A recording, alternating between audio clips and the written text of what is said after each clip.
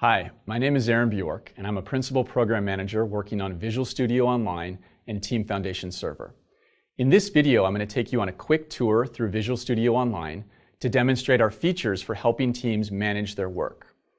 First, we'll see how easy it is to build and manage your product backlog. Next, I'll show you how to plan and track a sprint. And finally, we'll look at how to use work item queries to track important work and ensure you have the right level of visibility for success on your project. I'd also like to note that while I'll be using Visual Studio Online for my demos, what I'm about to show you is also the same experience that on-premises customers can get with TFS. Enough talk, let's jump right into the demo. All right, here we are on the project homepage for a project I created earlier called Contoso. I'm going to jump right in and let's take a look at what it looks like to manage the backlog. One of the great features you can see here is that reordering on the backlog is super simple. I simply grab them and drag and drop to the position that makes sense. Adding new items is just as easy. Simply type something into the add panel up at the top. It's added at the position of your cursor and then is reorderable as necessary.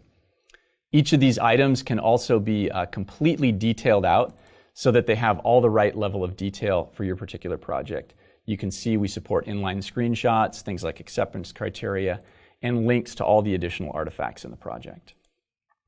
One of the nice views that we have here is we have a view above your product backlog, which we call our portfolio management. That allows you to manage the work at a more coarse-grained level and make sure that you have good cross-team objectives. And finally, each of these backlogs has a Kanban board associated with it as well. That Kanban board allows you to manage the work visually and see it flow through the various states that make sense for your project. You can customize these columns to make sure they make sense for you, and we even allow you to full screen these so you can put them up on a hallway monitor or maybe a third monitor that you've got on your desk. All right, let's jump back to the backlog and let's go in and take a look at what it looks like to plan a sprint. I'm going to jump over to Sprint 7, which I set up ahead of time, and we'll start out with a view here that allows me to decompose each item on my backlog and create the associated tasks for it. I can add these as necessary. As I do, you'll notice that I get a set of planning bars over here on the right-hand side that show me how the team is doing in terms of capacity.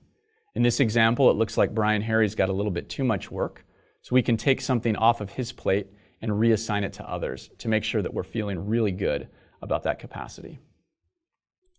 We've also got a task board view, which allows you to visualize the work graphically as well and watch this work flow through the board. As we do this, you'll notice that our burn down chart up at the top updates in real time and allows us to see progress as it's being made. Finally, I'm going to jump over to the queries section, which allows us to manage and track work as necessary for each project that we work on. In this example, I created a query ahead of time called Sprint 7 Remaining Work. This particular query is defined by a set of criteria that I've specified ahead of time. You can see these clauses up at the top detail that.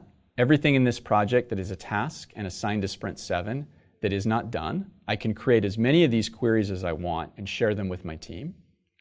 One of the things that I like to do is take these queries and create a chart that allows me to visualize the work. In this case, I'm going to make a chart of all of the work, and I'm going to take a look at it as it is assigned to different people, and I'm going to sum up the remaining work to see who's got the most work remaining. In this case, I'm going to take the to-do work, and I'm going to make that yellow, and I'll take the in-progress work, and I'll make it blue. Once created, I can take these work item charts and pin them back to my project homepage, and then rearrange them as necessary to make sure that I get the right level of visibility to all the important work. So there you have it, a very, very quick look at how you can plan, manage, and track work in Visual Studio Online. Thank you for watching, and for more information, please visit visualstudio.com.